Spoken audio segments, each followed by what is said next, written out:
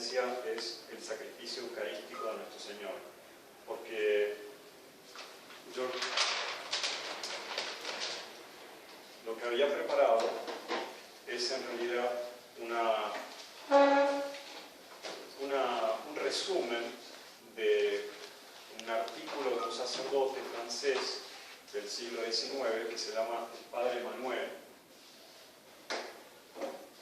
En la librería tenemos algunos libritos de él. Manuel André. Este padre, el artículo es de 1881, sacrificio eucarístico.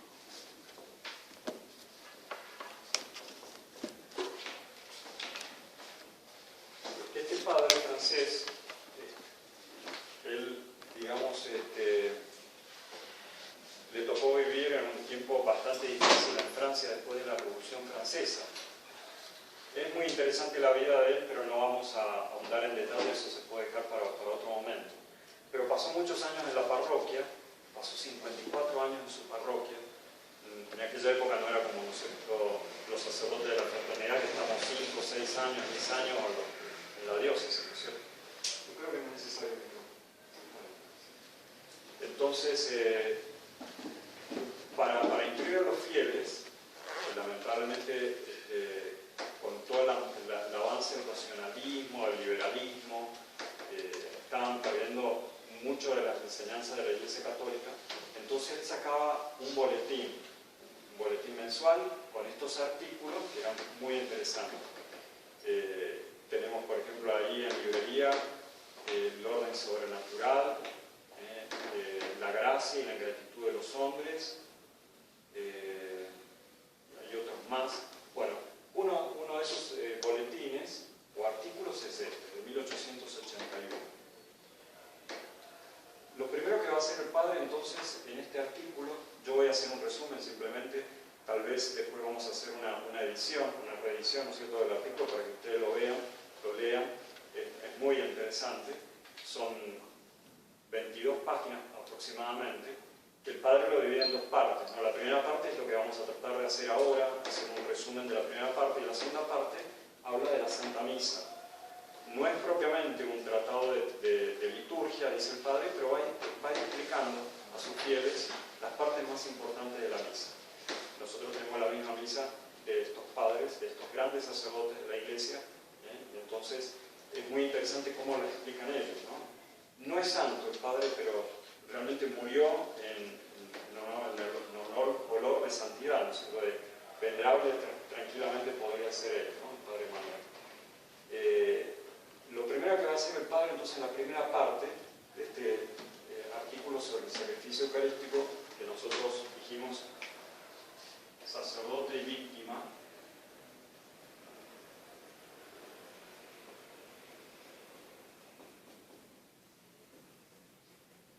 es resaltar la importancia del sacrificio.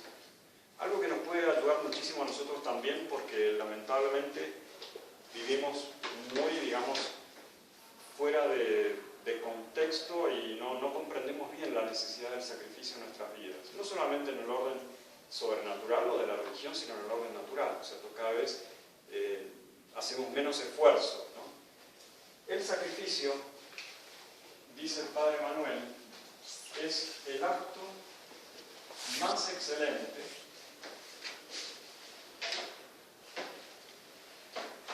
de la virtud de religión.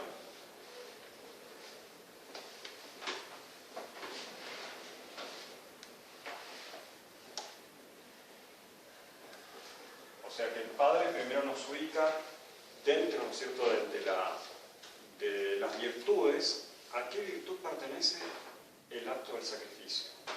O sea, la Santa Misa, que es nuestro sacrificio, es el acto más excelente de la virtud de religión. Lo que hizo nuestro Señor Jesucristo en la cruz, también, ¿no es cierto?, es el acto más excelente de la virtud de religión. Nuestro Señor Jesucristo es el religioso por excelencia. Y Él es el modelo, ¿no es cierto?, de los religiosos.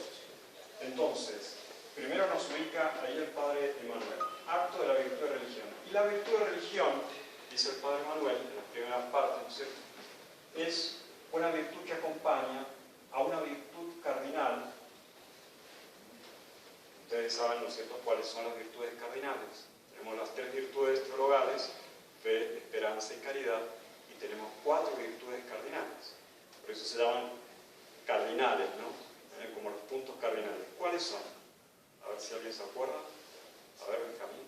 La fortaleza, la sabiduría, La prudencia y la Templa. falta una. No. Justicia. La justicia. Entonces, la virtud de religión es una virtud que está metida, por así decirlo, que acompaña la virtud de la justicia. La virtud de la justicia es aquella por la cual damos a cada persona lo que le corresponde. Un hombre justo cuando le da, ¿no es cierto?, lo que le corresponde a su hermano, su compañero, a quien sea. La justicia para con Dios, también hay justicia para con Dios, es la religión. Entonces, los santos, los justos del Antiguo Testamento, nuestro Señor Jesucristo, que es el modelo de todos los religiosos, dieron lo que le corresponde a Dios, el derecho divino. Entonces la justicia tiene esta virtud de religión, ¿no es cierto?, como una parte, que es la justicia de Dios. Entonces la justicia de Dios es la religión, y la religión, dice el Padre Manuel, tiene varios actos, por ejemplo, rezar, la adoración, la alabanza, pero de todos esos actos, el más excelente es el sacrificio. Entonces, para ubicarnos, el acto más excelente de la virtud de religión, que es la justicia para con Dios nuestro Señor. Entonces, el acto más excelente de la virtud de religión. Esto, ¿no es cierto?, para ubicarnos y para tener una idea que, en realidad, si nosotros asistimos a la misa, y vamos a misa, además de todos los domingos, lo más que podamos dentro de la semana, entonces así estamos alimentando nuestra religión. No solamente la fe, la esperanza y la caridad, que son las virtudes más excelentes, porque unen directamente con Dios, pero uno es verdaderamente religioso cuando le da a la Santa Misa el valor que se merece, porque es el acto más excelente de la virtud de religión, y la virtud de religión es la justicia para con Dios. Entonces, primero, ¿no es cierto?, para tener una idea de lo que estamos hablando, el Padre Manuel entonces nos ubica. El sacrificio. Y entonces el Padre allí va a empezar a hablarnos del sacrificio desde los orígenes de la humanidad. Ese sacrificio eucarístico, en realidad, viene prefigurado desde el Antiguo Testamento. Entonces lo que va a hacer en esta primera parte es, además de ubicarnos, ¿no es cierto?, en la vida espiritual, en la importancia del sacrificio, es mostrarnos cómo los sacrificios de la antigüedad, no solamente los sacrificios de la antigua alianza, los sacrificios que Moisés, ¿no es cierto?, recibió de Dios para realizar en el pueblo elegido, sino también los sacrificios de los paganos. Y esto es muy importante, porque los paganos hicieron lo que pudieron. Ellos también tenían, ¿no es cierto?, ese deber de rendir culto a sus divinidades. Por supuesto que estaban errados, por supuesto que sus cultos eran falsos y su religión era falsa. Pero así todo, eran religiosos. Porque una cosa es la fe, la esperanza y la caridad, que son las virtudes más excelentes y sin las cuales no nos podemos salvar, y otra cosa son las virtudes morales. Una persona puede tener fe, un católico puede tener fe, pero no ir a misa, y no es religioso. No pierde la fe porque no ha hecho un acto en contra de la fe. Pero si no va a misa los domingos, no es religioso, no es justo para con Dios, como veníamos diciendo, ¿no? Entonces, lo que les pasaba a los paganos lamentablemente era al revés. No tenían la verdadera fe, como los judíos, pero eran religiosos. Y San Agustín nos dice que los romanos, especialmente los griegos y los romanos, que son los fundadores de la civilización occidental, ¿cierto?, eran profundamente religiosos. Y eso es lo que va a tratar también el Padre Manuel rápidamente de exponer en esta primera parte del sacrificio eucarístico, ¿no?, de este articulito. Entonces, y ahí cita el Padre Manuel a San Agustín. San Agustín dice que el sacrificio es, además de ser el acto más excelente de la virtud de religión, es un lenguaje con Dios. Entrar relación con Dios es impensable sin celebrar sacrificios. Eso es lo que dice San Agustín. San Agustín entonces dice que para hablar con Dios el hombre hace sacrificios. ¿Y qué es el sacrificio? Es destruir una cosa que le pertenece al hombre en honor a Dios, para manifestar, ¿no es cierto?, ese soberano dominio que tiene Dios, nuestro Señor, la Santísima Trinidad, sobre las criaturas. Entonces el hombre sacrifica algo suyo. Lo más excelente que podría ofrecer el hombre es la vida, ¿no es cierto? Y por eso los santos daban su vida, y nuestro Señor, lo vamos a ver, dio su propia sangre en sacrificio. ¿Pero para qué? Primero, para manifestar que Dios, nuestro Señor, es el soberano. Entonces, la razón de ser del sacrificio está la destrucción de algo que le pertenece al hombre o a la humanidad, ¿no es cierto?, en honor a Dios nuestro Señor. Y eso es un lenguaje, dice San Agustín, una manera de comunicarse con Dios. Una religión que no tiene sacrificio, le falta algo. Pensemos hoy en día, después el padre Emanuel lo va a hacer en la segunda parte, va a decir muy claramente, va a ir haciendo referencias a las otras religiones. El padre Emanuel es anterior al concilio. No existía en aquella época el ecumenismo. Eso de decir que todas las religiones tienen algo bueno que conduce a Dios era impensable en los sacerdotes antiguos, ¿no? Gracias a Dios nosotros tenemos esa misma formación porque Monseñor Lefebvre recibió todo esto, ¿no es cierto? Entonces, él va en esas referencias a las otras religiones, dice, por ejemplo, los protestantes perdieron la noción de sacrificio. Ellos no tienen sacrificio. Los judíos, los actuales judíos, tampoco tienen un sacrificio. Propiamente los mahometanos, los musulmanes, no tienen un sacrificio. Entonces no tienen lo esencial de la virtud de religión. Propiamente no son religiones, dice el Padre. Y esto es algo importantísimo, porque no hay un sacrificio. Entonces, ese lenguaje con Dios, como dice San Agustín, primero Dios nuestro Señor se lo enseñó a Adán. Adán es el primero que rendía culto a Dios haciendo sacrificio. Por supuesto que estamos hablando antes del pecado, y eso no sale en las Sagradas Escrituras, pero es evidente. Es evidente que Adán destruía algo en honor de Dios. El padre Manuel dice que muy probablemente lo que hacía Adán eran sacrificios incruentos, quemando perfumes.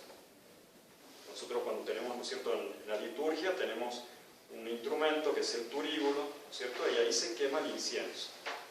Eso no es simplemente para dar un rico olor, ¿no es cierto?, al templo, no. Si ustedes se fijan, lo que hace el sacerdote con el incienso es incensar la cruz, las reliquias de los santos, el altar. O sea que está rindiendo culto a los objetos que entran en contacto directo con Dios.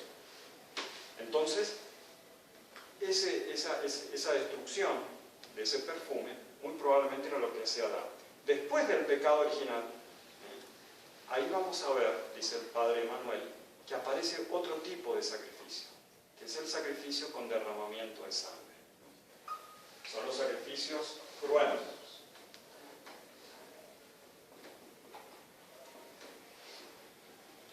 Entonces, sacrificios incruentos, sin derramamiento de sangre, y sacrificios cruentos, donde hay la inmolación de una víctima. Y fíjense que después del pecado original, ahí lo tenemos en el Génesis, ¿no es cierto?, los hijos de Adán, Caín y Abel, ofrecen sacrificios. Génesis 4:2. Fue Abel pastor y Caín labrador, y al cabo del tiempo hizo Caín ofrenda a Yahvé de los frutos de la tierra. O sea que Caín ofrecía, ¿no es cierto?, de sus legumbres, de sus frutos, etcétera, a Dios. Y se la hizo también a Abel, de los primogénitos de su ganado. Acuérdense que Caín y Abel nacen después del pecado original.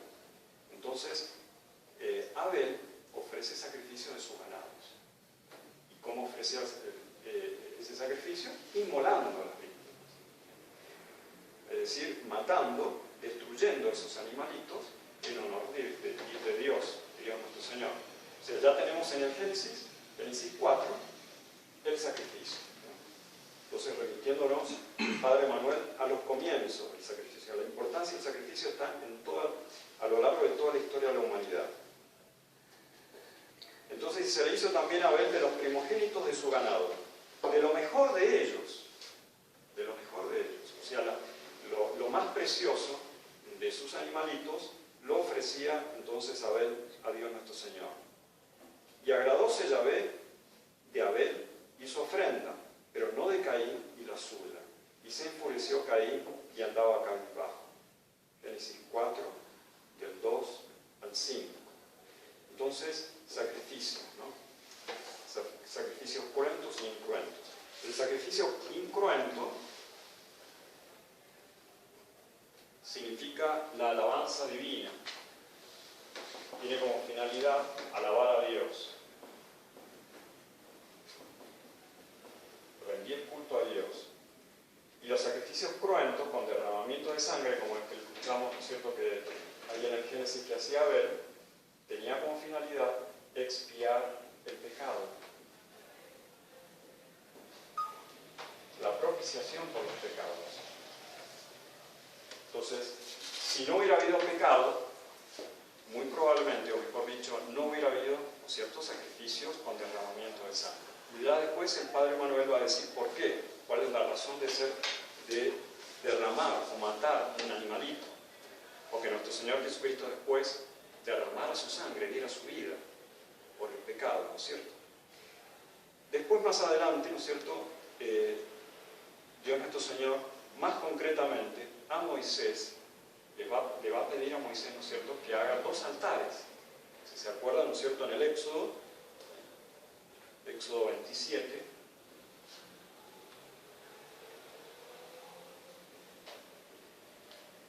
ahí, nuestro Señor, Dios, en el Antiguo Testamento le dice lo siguiente a Moisés. Yahvé habló a Moisés diciendo: di a los hijos de Israel que me traigan ofrendas. La importancia del sacrificio. Que me traigan ofrendas. Bueno, es mucho lo que dice, yo lo voy resumiendo. Hazme un santuario y habitaré en medio de ellos. Hazme un santuario y voy a habitar en medio de ellos. Por eso teníamos aquí, ¿no es cierto?, esta lámina que representa cómo fue el primer tabernáculo, el santuario, ¿no? Después este santuario se fue perfeccionando. Esto estamos en tiempo de Moisés, en tiempos de Salomón, del rey Salomón, ¿no es cierto?, que David empieza a construir el templo de Jerusalén y lo termina el rey Salomón. Ahí está otra lámina, ¿no? Y en tiempo de Herodes, cuando nuestro Señor nace y ofrece su sacrificio, es mucho más grande aún. Pero comienza así, ¿no? Entonces, hazme un santuario y habitaré en medio de ellos. Harás un arca de madera de acacia y en el arca pondrás el testimonio que yo te daré. Entonces, en este tabernáculo, Moisés, siguiendo las indicaciones de Dios nuestro Señor, dividió, ¿no es cierto?, con este velo, 2 partes. La parte donde iba el arca, la parte más santa, el Santa Santorum, o el Santísimo. Fíjense que esas palabras ya vienen, ¿no es cierto?, del Antiguo Testamento. Lo que pasa que no es que la religión católica sea una prolongación del judaísmo, no, eso no es así, sino que la religión judía en aquel momento tenía la verdadera fe y todas estas cosas eran figuras de lo que iba a ser, ¿no es cierto?, nuestro Señor cuando Él viniera. O sea que la realidad de nuestro Señor, la realidad es la iglesia, la realidad son nuestras iglesias, la realidad es nuestro sacrificio, pero ya estaba todo eso figurado en el Antiguo Testamento. Y eso es lo que va a decir San Pablo. Entonces, en la parte más santa, ahí le manda Dios nuestro Señor a Moisés a colocar el arca. Entonces, hazte un arca, un cofre, ¿no es cierto?, de madera, y en el arca pondrás el testimonio que yo te daré. ¿Cuál era ese testimonio? Dice San Pablo, las 2 tablas de la ley, un vaso, una copa con un poco de maná, con el cual se alimentaban israelitas en el desierto, y la vara florida de Aarón. Entonces lo más sagrado estaba dentro del arca. Fíjense que nosotros, la realidad, tenemos un Santísimo que reside en el tabernáculo, y ahí está el cuerpo de nuestro Señor. No tenemos las 2 tablas de la ley, no tenemos maná, no tenemos la vara florida de Aarón, tenemos el cuerpo, la sangre, el alma y la divinidad de nuestro Señor. Tenemos a nuestro Señor Jesucristo. O sea, un privilegio haber nacido en esta era, ¿no es cierto? No haber nacido en el tiempo de las figuras. Entonces, sigamos leyendo. Harás 2 querubines de oro batido, a los 2 extremos del propiciatorio. Por encima, ¿no es cierto?, del arca, el propiciatorio con los 2 querubines. Dicho sea de paso, cuando vengan los protestantes a decirnos, ¿no es cierto?, que nosotros tenemos imágenes, bueno, ellos que siguen la Sagrada Escritura, ahí en el Éxodo, ¿no es cierto?, Moisés tiene que hacer 2 ángeles porque se los manda Dios. Se los manda Dios nuestro Señor. Por supuesto que nosotros no adoramos las imágenes, ¿no? Las veneramos. Y Moisés pone estos 2 querubines que están adorando al Santísimo.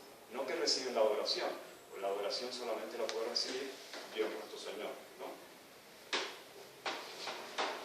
Y allí, en el arca, en la parte más santa del tabernáculo, me revelaré a ti. Allí es donde entonces Dios va a hablar a su pueblo, a través de Moisés y de Aarón. Harás de madera de acacia, que cubrirás con oro, harás también, ¿no es cierto?, una mesa para los panes de la proposición. O sea, después de este velo, una mesa para los panes de la proposición. Y todo lo demás, ¿no es cierto? Harás un candelabro de oro, todo lo harás de oro puro. Acá está el candelabro de los 7 brazos, ¿no es cierto?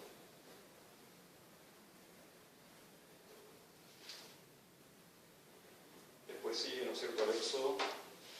Haz también un velo de lino torsal de púrpura violeta, púrpura escarlata y carmesí, entretejido en tejido plumario, figurando querubines. O sea que todos estos velos o estas cortinas, ¿no es cierto?, tenían representaciones de querubines, de ángeles.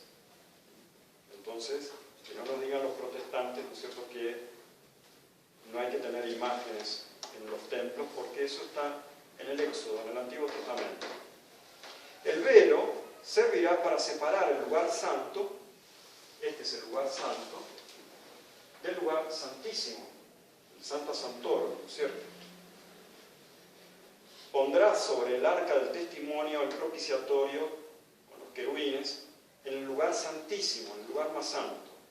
La mesa de los panes de la proposición delante del velo, del otro lado, en el lugar santo, delante del velo, y frente a la mesa, el candelabro.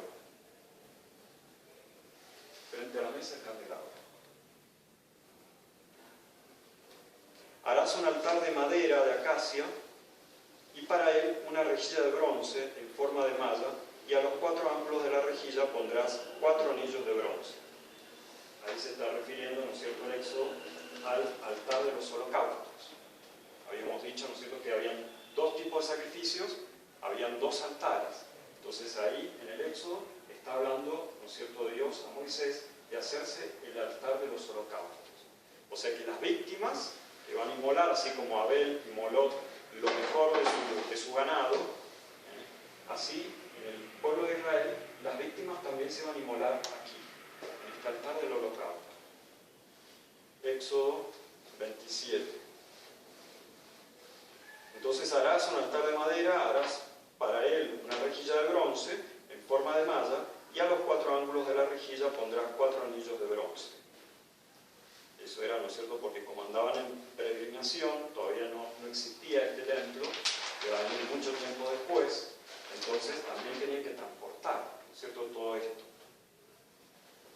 Bueno, entonces, ¿dónde está el otro altar? El altar de los sacrificios incruentos. Éxodo 30. Harás también un altar para quemar en él incienso. Harás también un altar para quemar en él incienso. El altar del incienso. Lo revestirás de oro puro por arriba y por los lados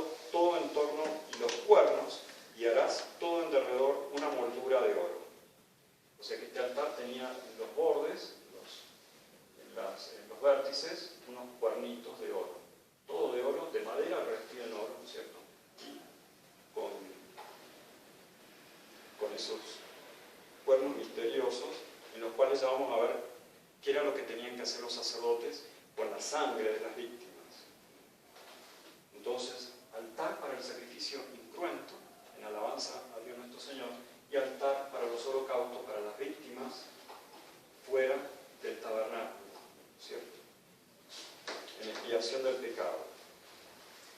Colocarás el altar delante del velo que oculta el arca del testimonio y el propiciatorio que está sobre el testimonio. Por eso en este dibujo aparece delante del velo y detrás del velo el arca. Allí donde yo he de encontrarme contigo. Aarón quemará en él incienso y lo quemará todas las mañanas. O sea que este sacrificio del incienso lo tenía que hacer el pontífice o el sacerdote, Aarón, ¿cierto? Que era hermano de Moisés, todas las mañanas. Acuérdense que el marido, ¿no es cierto?, de Santa Isabel, San Zacarías, ya estamos en el Nuevo Testamento, que es el papá de San Juan, de Juan Bautista. Cuando él va a ofrecer el sacrificio del incienso, aquí se encuentra con el ángel, que le dice que tu oración ha sido escuchada, tu mujer va a ser madre del precursor del Señor. Le pondrás por nombre Juan, y él se quedó mudo. Bueno, entonces, ese era el altar, ¿no es cierto?, del incienso, donde Zacarías se encontró con el ángel. Todavía serían haciendo esto mismo, serían al pie de la letra las indicaciones de Dios nuestro Señor. Entonces, en ese altar, todas las mañanas el sacerdote tenía que quemar incienso. Aarón hará la expiación sobre los cuernos del altar una vez por año. O sea que esta sangre que sacaban de las víctimas, que después las quemaban, una vez al año el pontífice se metía aquí y ungía los 4 extremos del altar del incienso y también asperjaba 7 veces el velo. Con la sangre de la víctima expiatoria, y la expiación la hará una vez por año de generación en generación. Este altar es santísimo en honor de Yahvé. Todo eso es lo que dice nuestro Señor y cómo manda, ¿no es cierto?, a Moisés a hacer todo esto, ¿no? Establecer esta ley de los sacrificios. Todo esto es figura de la Santa Misa. Todo esto es figura de nuestra Santa Misa. Y eso lo tenemos que tratar de entender bien, ¿no es cierto?, cómo nuestro Señor reúne todas estas figuras y es, digamos, excelente su sacrificio, que no tiene ninguna imperfección. Entonces, ¿por qué tiene que haber, dice el Padre Manuel, sacrificios expiatorios por el pecado? Porque hay que matar, ¿no es cierto?, una víctima para alcanzar el perdón de Dios. Él dice algo muy importante, el Padre Manuel, porque dice que el pecado, ¿qué es el pecado? Es separar la criatura del Creador, separar Dios y el hombre. El pecado nos separa de Dios, el pecado nos separa de nuestro Creador.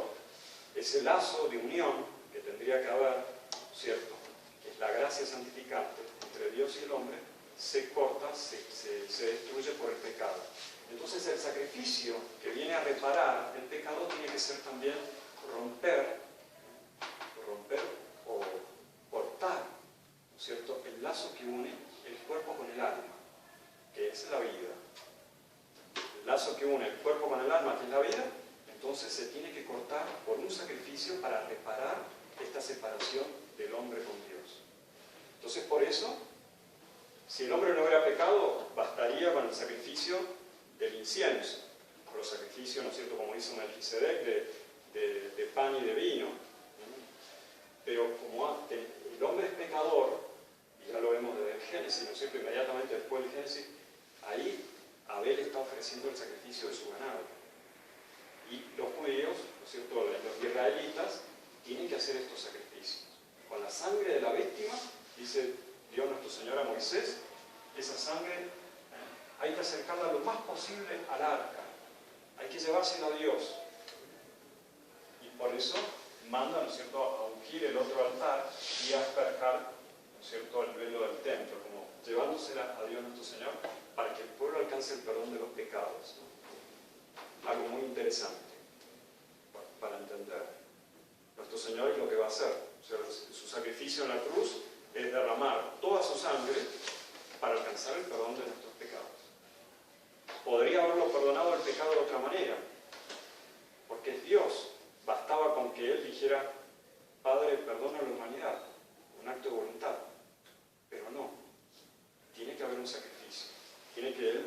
derramar su sangre, y ese lazo de unión de su cuerpo y su alma, que es la vida, Él la va a entregar. Voluntariamente va a entregar su vida y va a destruir esa vida para que, como una víctima, perdonarnos nuestros pecados. Y todo eso ya estaba prefigurado, ¿no es cierto?, antiguamente. Después sigue el Padre Manuel diciéndonos cuáles son las condiciones, entonces, esenciales de un sacrificio. ¿Qué elementos tiene que tener un sacrificio para que sea agradable a Dios? Nosotros lo estamos diciendo así en abstracto, pero en realidad el Padre Manuel siempre va refiriéndose a los paganos y también a los judíos, ¿cierto? Entonces, 3 condiciones esenciales o 3 elementos. Son evidentes, ustedes lo ven cada vez que vienen a misa, ¿no es cierto? Lo ven, pero vale la pena hablar de ellas. Un sacerdote, una víctima traída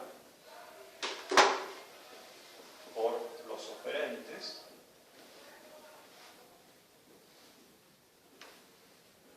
¿quiénes eran los oferentes? Bueno, eran las personas que querían recibir de Dios un beneficio, sea una bendición especial o que se le perdonen los pecados. Entonces ellos ofrecían su víctima a los sacerdotes. Y que esa víctima sea inmaculada.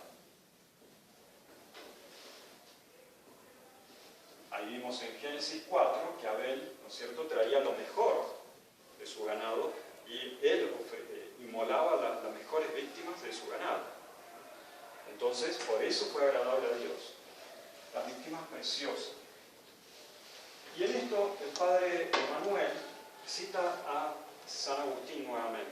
San Agustín dice que para que el sacrificio sea agradable a Dios, el sacerdote tiene que ser santo y justo. Y la víctima tiene que ser inmaculada, tiene que ser digna de Dios y de los hombres. Allí lo dice San Agustín en De Trinitate, en un tratadito que él tiene sobre la Trinidad, bueno, un tratado bastante largo, y en uno de los capítulos habla de esto, de cuáles son los elementos esenciales de un sacrificio, estos 3.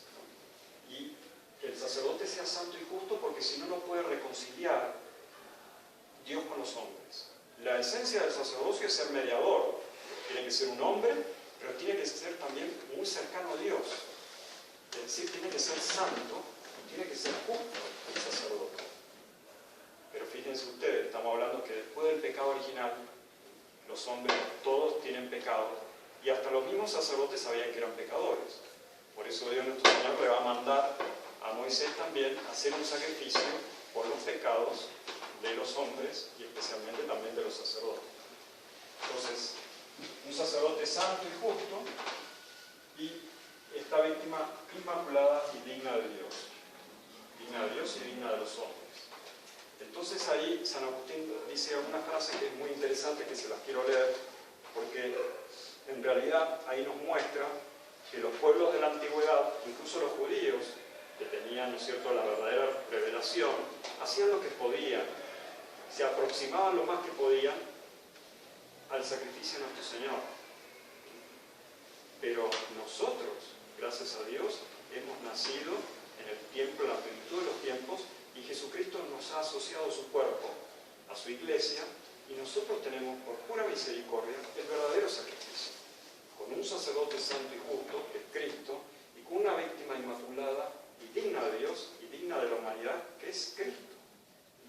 O sea, pensemos en eso, ¿no es cierto? Como si hubiéramos nacido antes de la venida de nuestro Señor, o bien seríamos paganos, o bien seríamos, ¿no es cierto?, viviríamos en la figura, ¿no?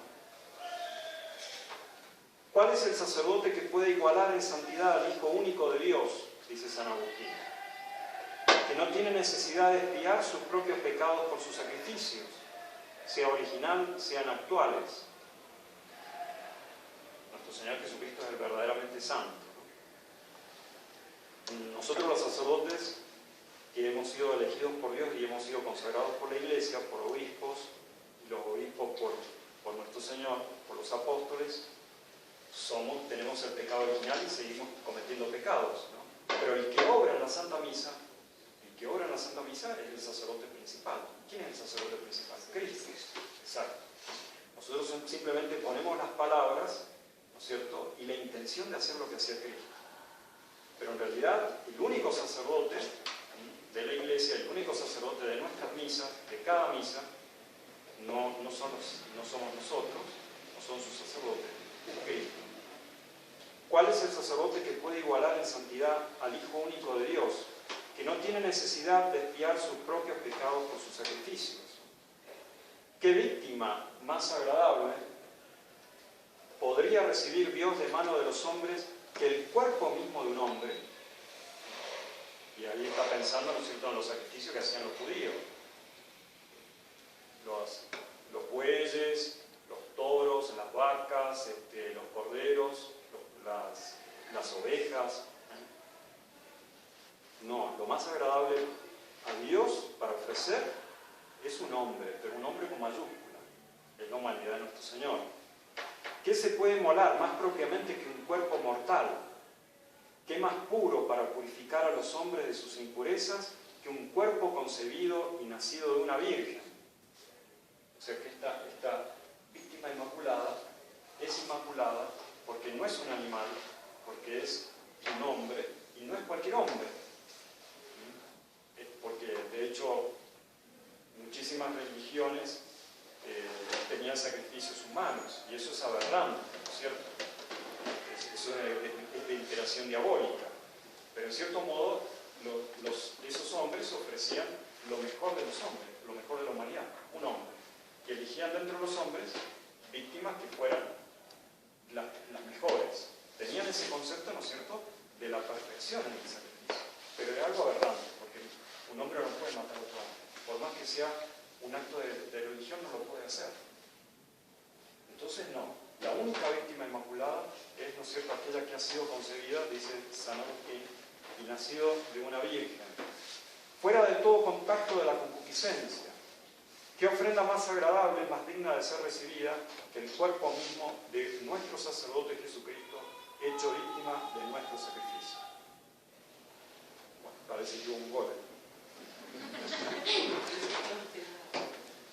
Bueno, le vuelvo a leer esta última frase. ¿Qué ofrenda más agradable, más digna de ser recibida que el cuerpo mismo de nuestro Señor Jesucristo, hecho víctima de nuestro sacrificio? O sea, pensemos que en nuestra misa tenemos el cuerpo de nuestro Señor, el cuerpo concebido, ¿no es cierto?, por la Santísima Virgen María, sin contacto con el pecado, un cuerpo inmaculado, una víctima inmaculada. Y él mismo es sacerdote, ¿no? Entonces, la importancia de esto, ¿no es cierto?, de que no podían los sacrificios de la antigua alianza, ni los sacrificios de los paganos, mucho menos, cumplir con las condiciones. No podían cumplir con las condiciones de un sacrificio, ¿no? San Pablo a los hebreos lo explica muy bien. La epístola a los hebreos es la epístola del sacerdocio de nuestro Señor Jesucristo. Ahí habla, ¿no es cierto?, de que tenemos un gran pontífice que es nuestro Señor Jesucristo, ¿no es cierto? Hebreos 9, ahí directamente va a decir que todo lo que veíamos anteriormente en Éxodo, ¿no es cierto?, el tabernáculo con el Santa Sanctorum, con el Arca de la Alianza, el santuario, con la mesa de los panes de la proposición, con el altar del incienso, con el candelabro, y fuera ese altar de los holocaustos, los dos altares, todo eso, dice San Pablo, era figura. Hebreos 9.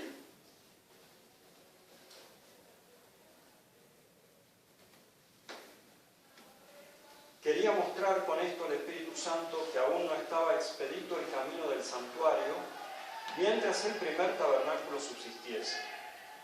Ese primer tabernáculo, ¿no es cierto?, mientras subsistiese, no iba a estar allanado el camino al verdadero santuario. ustedes saben, ¿no es cierto?, que después de la muerte de nuestro Señor, la parte más sagrada del templo que mandó construir Salomón. Creo que queda un pedazo de una muralla nada más. Por eso los judíos hoy en día, habiéndose separado de la verdadera fe, no tienen un sacrificio. Porque ellos no pueden celebrar sacrificios si no tienen un templo. Y tiene que ser el templo de Jerusalén. Entonces no, todo eso, mientras subsistiese ese tabernáculo, no estaba expedito el camino al cielo. Todo esto era figura, dice San Pablo, que miraba a los tiempos presentes. La Iglesia, Cristo, la Santa Misa. Pues en aquel se ofrecían oblaciones y sacrificios que no eran eficaces para hacer perfecto en la conciencia al que ministraba. Todos esos sacrificios de la antigua alianza, sea el sacrificio del incienso, sea el sacrificio de los holocaustos, no podía purificar las conciencias. Pero Cristo, constituido pontífice de los bienes futuros y penetrando en un tabernáculo mejor y más perfecto, no hecho por mano de hombres, esto es, no de esta creación, ni por la sangre de machos cabríos y de los becerros, sino por su propia sangre, entró una vez para siempre en el santuario, realizada la redención eterna. Entonces, ahí lo dice claramente San Pablo, el sacrificio de Cristo nos alcanza una redención eterna. No con la sangre de machos cabríos, ni de los becerros, etc., sino con su propia sangre, entró una vez para siempre en el santuario, realizando una redención eterna. Todo lo demás era figura de esta realidad, de este sacrificio de Cristo, ¿no es cierto?, con su sangre para nuestra redención. Entonces, todos estos sacrificios, ¿a quién estaban mirando? A Cristo nuestro Señor. Los sacrificios de los judíos y también de los paganos. Entonces ahí vale la pena pensar bien qué es una figura y qué es la realidad, ¿cierto? Y eso lo tenemos a diario, ¿cierto? Cuando nosotros hacemos una imagen, estamos haciendo una figura de una realidad. Por ejemplo, me parece que es lo más acertado que nos puede ayudar para esto. Un arquitecto, si quiere hacer una casa, primero diseña un plano, ¿cierto? Ese plano es una figura porque tiene dos dimensiones nada más. La realidad es el templo. Imagínense si el pobre arquitecto hace el plano, pero nunca puede construir la iglesia, o la casa, o el templo. Todo se quedó en figuras. Se quedó en dos dimensiones. Él podría haber tenido la mejor de todas las ideas, hacer diseñar, ¿no es cierto?, una iglesia espectacular, pero la realidad es lo más importante. ¿Cuál es la razón de ser del plano? Algo que se hace en vistas a la realidad. Algo que se hace y que se queda, ¿no es cierto?, en algo pasajero, algo transitorio. Por eso dice San Pablo, ¿no es cierto?, a los hebreos, que esto no iba a subsistir para siempre. Por eso los judíos, ¿no es cierto?, lamentablemente, por haber rechazado a Cristo, recibieron este castigo de parte de los romanos. Dios usó a los romanos y destruyeron todo esto. Y no quedó, ¿no es cierto?, piedra sobre piedra. Nuestro Señor ya lo había profetizado, porque era transitorio. La realidad no es transitoria, la realidad es para siempre. Entonces, el sacrificio de nuestro Señor es para siempre, dice San Pablo. Pero estas figuras nos pueden ayudar, ¿no es cierto?, a comprender un poco mejor la realidad, lo que hace nuestro Señor. Entonces, ahí dice el Padre Manuel que habían figuras perfectas e imperfectas en la antigüedad. Los sacrificios de los judíos eran figuras perfectas, porque Dios nuestro Señor se lo manda a Moisés. Ya lo hemos visto, ¿no es cierto?, en el Éxodo, cómo tienen que construir el altar, cómo tienen que construir los altares. Dios nuestro Señor que se lo establece, se lo manda, aunque sea algo transitorio, pero es una figura perfecta. Y los paganos, decimos especialmente los griegos y los romanos, que también hacían sacrificios y también tenían sus templos y que eran muy religiosos, tenían figuras imperfectas del sacrificio de Dios. Y vamos a ver que nuestro Señor va a cumplir todas esas figuras. En su sacrificio, ¿no es cierto?, en su pasión y muerte, va a dar acabamiento a todas las figuras, tanto la de los judíos como de los paganos también. No decimos de los paganos que hacen sacrificios humanos, sino de los griegos y los romanos. Los griegos y los romanos no tenían sacrificios humanos. Eran muy, digamos, naturales, tenían, ¿no es cierto?, un concepto de la naturaleza muy grande y, al contrario, destruyeron los pueblos que tenían sacrificios humanos. La gran ciudad que estaba en oposición a Roma era Cartago, que creo que es Libia, ¿no es cierto? Creo que es Libia, ¿no es cierto? Norte de África. Bueno, en el norte de África, en Cartago, tenían una divinidad que se llamaba Baal, y le ofrecían sacrificios humanos a Baal. Imagínense a uno de ustedes que venga el sacerdote y le diga: usted tiene que ofrecer en sacrificio a su hijo o a su hija. Es algo satánico. Los romanos no tenían eso. Los romanos llevaban animalitos a sus altares, como los judíos. Lo que pasa es que los judíos tenían figuras perfectas porque Dios mismo le dio, ¿no es cierto?, la manera de hacer los sacrificios y qué víctimas ofrecer, ¿no?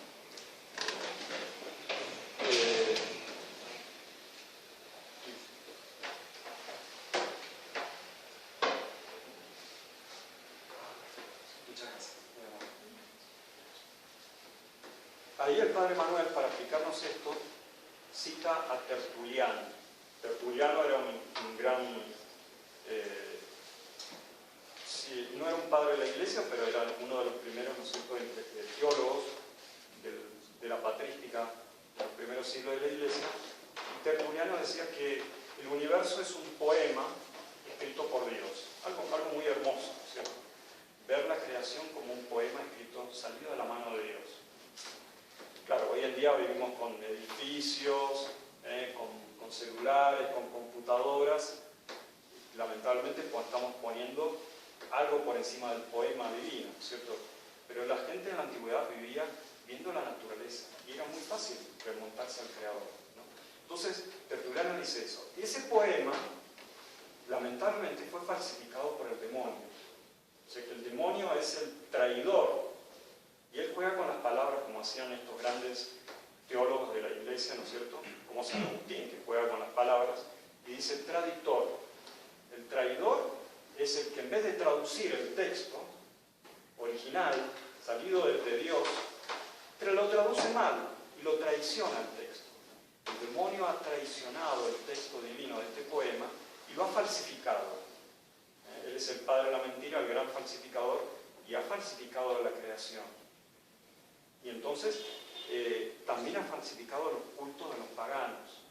Lamentablemente estos sacrificios que hacían los paganos, de la mejor buena voluntad a sus divinidades, algunos fueron profanados o fueron falsificados por el demonio y cayeron, ¿no es cierto?, en la idolatría y en la superstición. Y especialmente en los sacrificios humanos. Terrible. Entonces no. Los quienes se preservaron de todo eso, los judíos.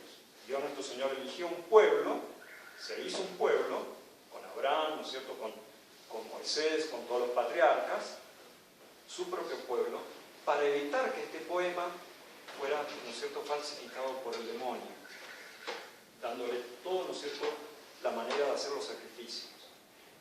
Entonces, otra parte, ¿no es cierto?, va avanzando el padre Manuel en la exposición, y cómo entonces eran los sacrificios, para entrar ya directamente en materia, ¿no es cierto?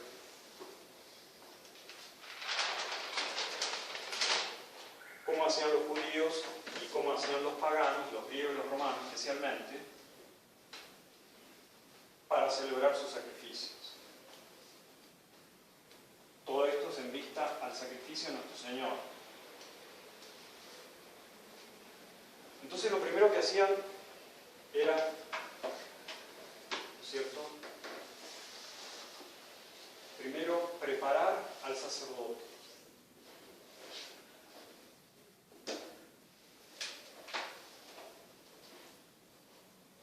Dijimos que habían tres elementos, tres condiciones esenciales en el sacrificio. El sacerdote, que tenía que ser justo y santo, y esa condición la cumple perfectamente Cristo, como dice San Pablo a los Hebreos, ¿no es cierto? una víctima traída por los oferentes que ocupa el lugar de las personas que traen la víctima, que quieren alcanzar un favor de Dios, y que la víctima sea inmaculada, ¿no? Esas eran las tres condiciones, y esas tres condiciones nos decía San Agustín que las cumple perfectamente Cristo, ¿no? Entonces, primero, lo que hacían era preparar al sacerdote. Como ellos sabían que el sacerdote era igual de pecador como ellos, bueno, pero hacían algo lo más posible para que alcanzara una cierta santidad el sacerdote. Entonces, dice el padre Manuel, que elegían, por supuesto en el pueblo de Israel había una tribu que era la sacerdotal, ¿no? Pero los paganos elegían un sacerdote que en su cuerpo no tuviera defecto alguno.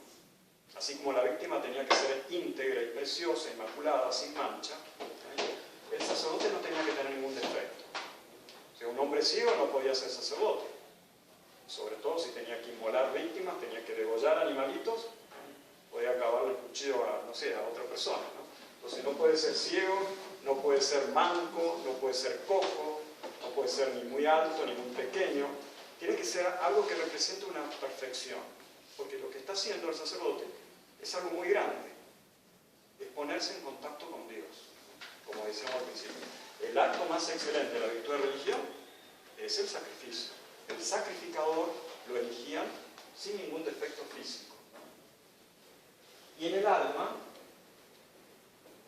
lo separaban del pueblo.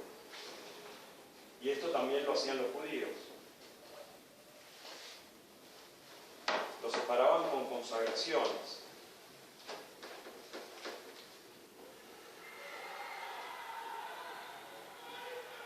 Otro gol. Ya llevamos 2 goles. Entonces, a ese sacerdote lo ungían con aceites sagrados, le hacían abluciones y lo consagraban. Y esa era la manera de separarlo, ¿no es cierto?, del resto de la gente. Los judíos también hacían eso. Bueno, ahí, ¿no es cierto?, tenemos en el Levítico, se los leo rápidamente, que es lo que hace Moisés con Aarón para consagrar los sacerdotes. Es lo que hacemos en la iglesia también. El obispo unge al seminarista o al diácono y lo eleva, ¿no es cierto?, al grado de sacerdote. O sea, vean cómo hay una continuidad en este sentido de lo más excelente que tenemos, que es la virtud de religión.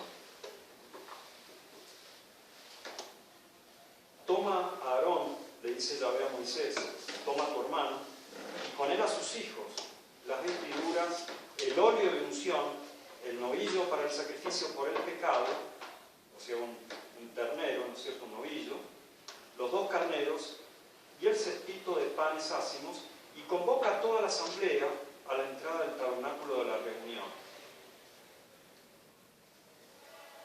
Aarón y sus hijos, hizo que Aarón y sus hijos se acercaran y los lavó con agua, una ablución. Tenían que estar completamente limpios. ¿Para qué? Para significar la limpieza del alma, ¿no es cierto? Vistió a Aarón la túnica. Las vestimentas sacerdotales no son las vestimentas profanas, las que usamos nosotros a diario. Todo el concepto que había, ¿no es cierto?, de religión antiguamente. Y tomando luego el óleo de la unción, ungió el tabernáculo y cuanto en él había, y lo consagró. Aspejó 7 veces el altar y lo ungió con todos sus utensilios, como también el pilón de su base, y los consagró. Derramó el óleo de unción sobre la cabeza de Aarón, sobre la cabeza de su hermano Moisés, ¿no es cierto?, derramó el aceite, ¿no es cierto?, para consagrarlo, y le ungió, consagrándolo. Levítico 8:9, por si ustedes lo quieren leer. Hizo luego que se acercaran los hijos de Aarón y les vistió sus túnicas, los ciñó y les puso sus tiaras, como los obispos que tienen tiaras o mitras, como se lo había mandado Yahvé. Entonces, la consagración de los sacerdotes en la antigüedad. Después, respecto a la víctima, preparar la víctima.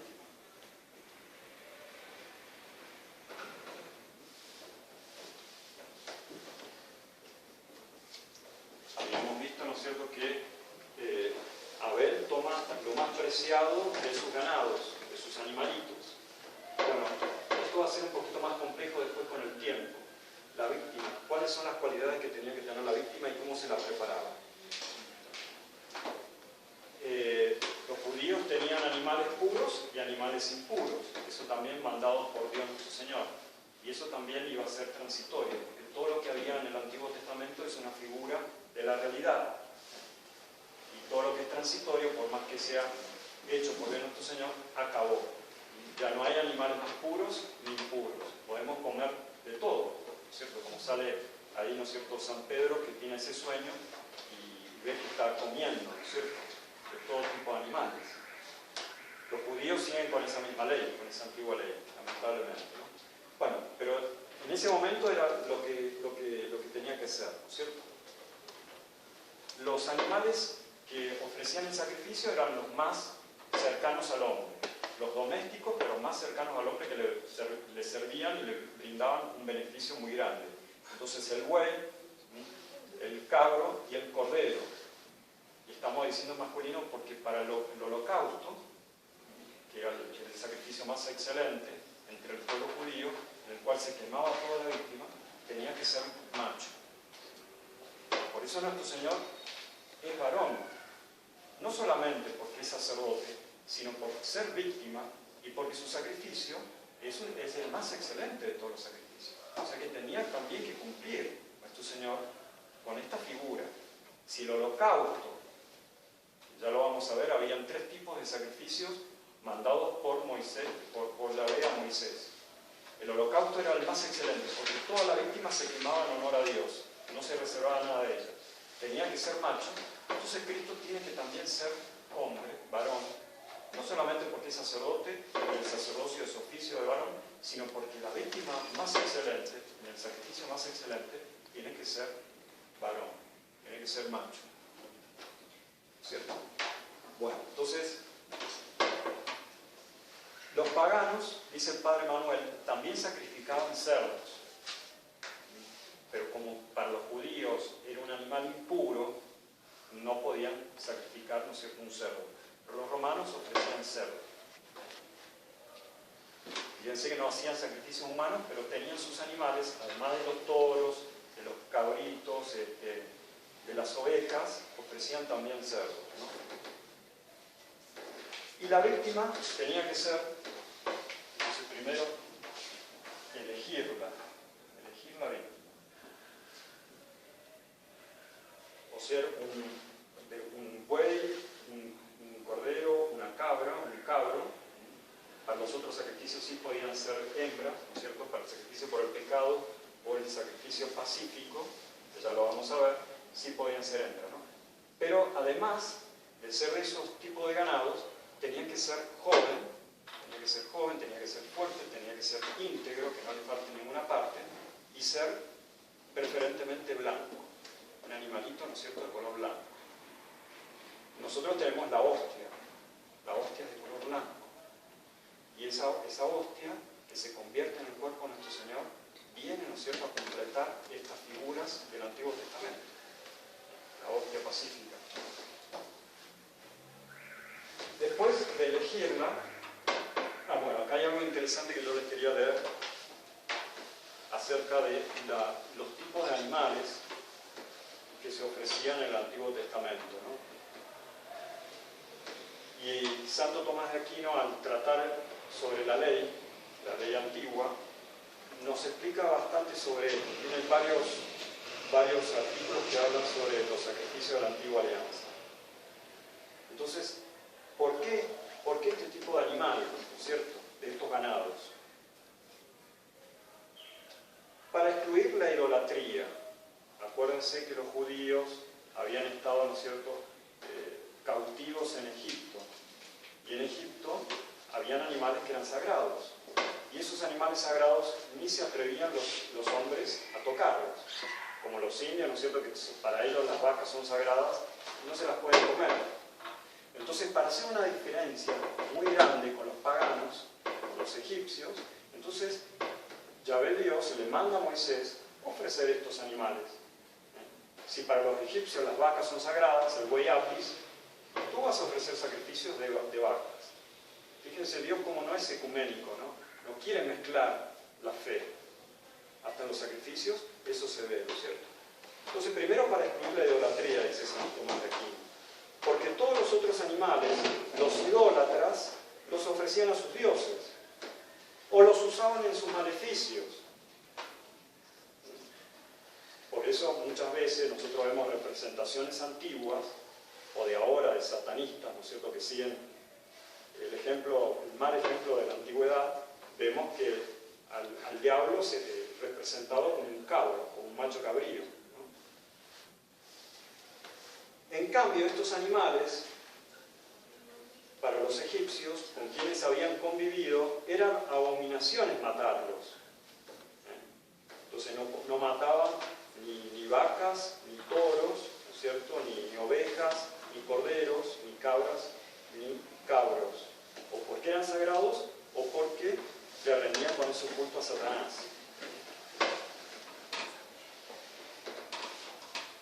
Sacrificaremos al Señor nuestro Dios las abominaciones de los egipcios. Y ahí cita Santo Tomás, Éxodo 8. Abominaciones de los egipcios.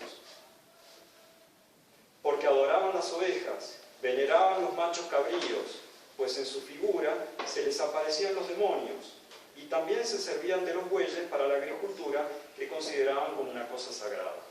Entonces, de esos tres tipos de animales vas a hacer sacrificio, para diferenciarte de los idólatras.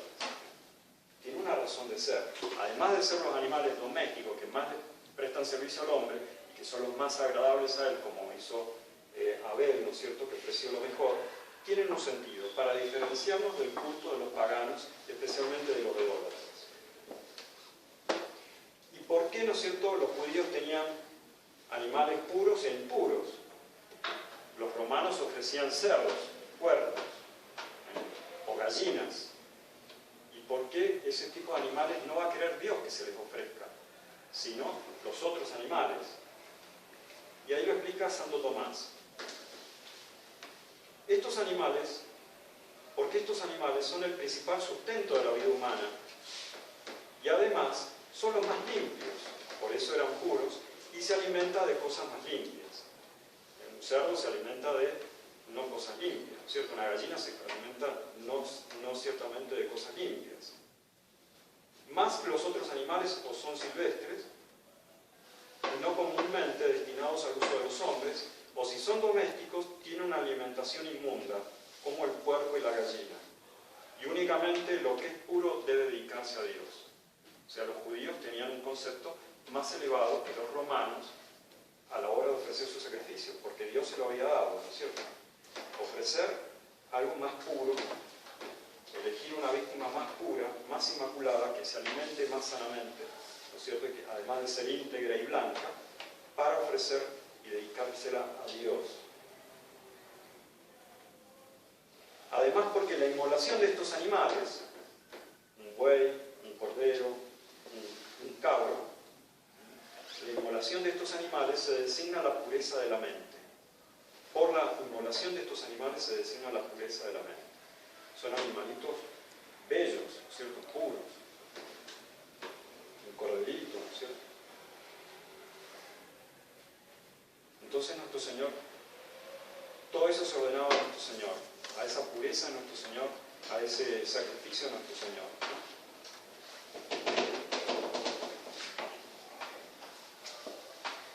Después de elegirla, entonces, había que examinarla. ¿Quién la elegía?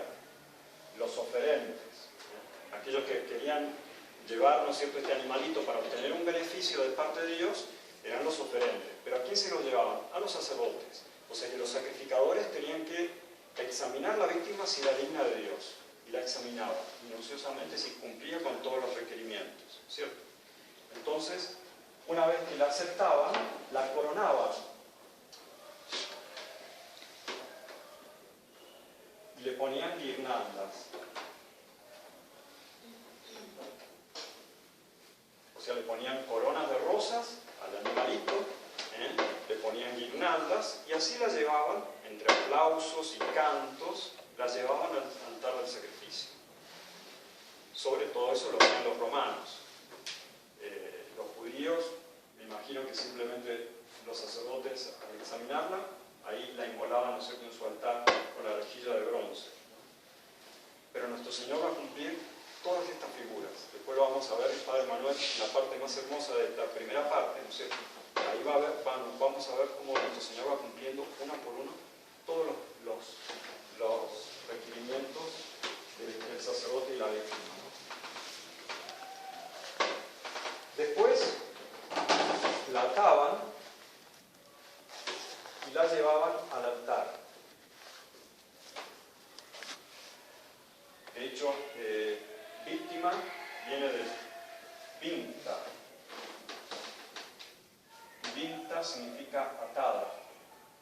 O sea que la víctima tiene que estar atada para ser conducida al altar. Acá lo tenemos.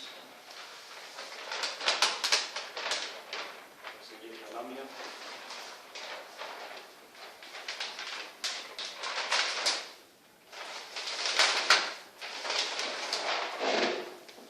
Bueno, esta es una lámina que representa cómo eran los sacrificios para los paganos, para los romanos y para los griegos. Ahí tenemos el buey, como tiene guirnaldas, ¿no es cierto? Este hombre tiene palmas de olivo, y este la tiene atada y la lleva al altar. Entonces, decían, ahí el Padre Manuel cita que los grandes literatos griegos y romanos decían precisamente estas cosas, ¿cierto? Por ejemplo, Macrobio y Cicerón dicen que si la víctima se deja conducir hacia el altar, se deja atar y se deja conducir al altar, entonces era considerada digna y agradable de Dios. Fíjense, los mismos paganos, Cicerón, ¿no es cierto?, no era judío, no tenía la verdadera fe, y sin embargo está diciendo algo muy importante, ¿no es cierto? Si la víctima se deja conducir, no arrastrar hacia el altar, entonces Dios la consideraba como digna. Y si la víctima no se dejaba atar y se llevaba, ¿no es cierto?, a la fuerza hacia el altar, entonces era porque Dios no la aceptaba. Entonces la dejaban libre y se la devolvían a los oferentes. La víctima que inmolaban tenía que ir libremente, sin oponer resistencia, conducida, atada hacia el altar para ser inmolada, ¿no? Vayan pensando en nuestro Señor, porque eso es lo más importante, la realidad, ¿no? Entonces, una vez que la aceptaba Dios, ahí había una ceremonia que era muy importante, que era la imposición de las manos. Antes de ofrecer el sacrificio, los sacrificadores, los sacerdotes y toda la gente que había traído el animalito imponía las manos sobre el animal. Nosotros lo tenemos también en la Santa Misa. Hay un momento en el canon, en la oración Anquillitur, que el sacerdote pone las manos así sobre la hostia que está en la patena y sobre el cáliz. Es el mismo gesto. ¿Y qué significaba eso? ¿Y qué es lo que significa eso? Es el traspaso de los pecados de los sacerdotes y de los oferentes hacia la víctima. Poner las manos así significa: yo descargo todos mis pecados sobre la víctima, que va a derramar su sangre para que yo alcance el perdón de Dios. Entonces, la imposición de las manos. Y eso también estaba entre los judíos. Bueno, lo vamos a ver entonces cuando veamos. Ahora bien, los judíos también ponían las manos sobre los animales en los tres tipos de sacrificio. Entonces veamos cuáles eran los tres tipos de sacrificio que tenían los judíos.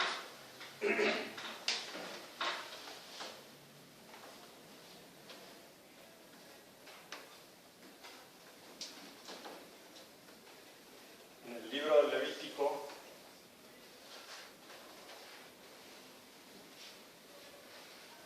Levítico 1, ahí lo tienen, lo pueden ver, ¿cierto?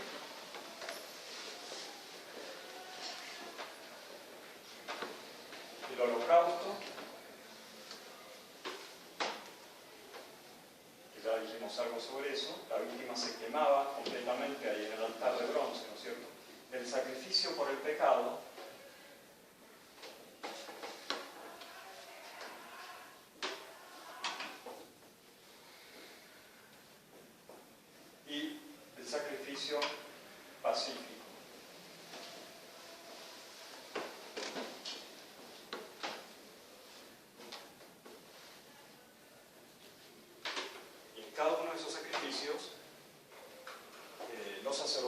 que imponer las manos para pasar los pecados sobre la víctima.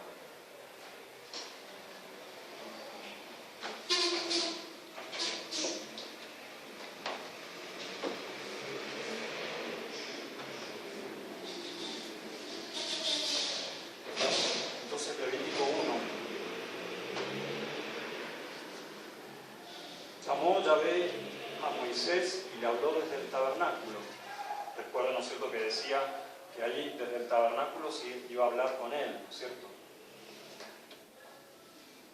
Piensen en la iglesia, ¿no es cierto? Cuando nosotros vamos a la iglesia, Dios habla con nosotros, y especialmente la Santa Misa en el sacrificio.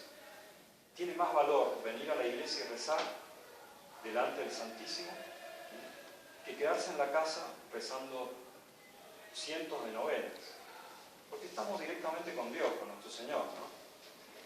Y en la Santa Misa, que es la oración más importante de todas, la más perfecta. Entonces, habló desde el tabernáculo, y dice Yahvé: si su ofrenda es de holocausto, de ganado mayor, será de un macho inmaculado. Ganado mayor, macho e inmaculado. Lo traerá a la puerta del tabernáculo del testimonio, para que sea grato a Yahvé. Pondrá su mano sobre la cabeza de la víctima, y será aceptada esta para expiación suya. Entonces, la imposición de las manos, como nosotros en la misa, el anquillo, ¿no? O sea, que piensen que la víctima toma el lugar de quién, de aquel que la está ofreciendo, sea el sacerdote, sea la gente que la ha traído, o sea los dos.